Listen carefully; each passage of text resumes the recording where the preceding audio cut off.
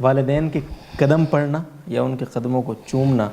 جائز ہے یا نہیں اسے؟ جی، والدین کا بہت بڑا حق ہے، اور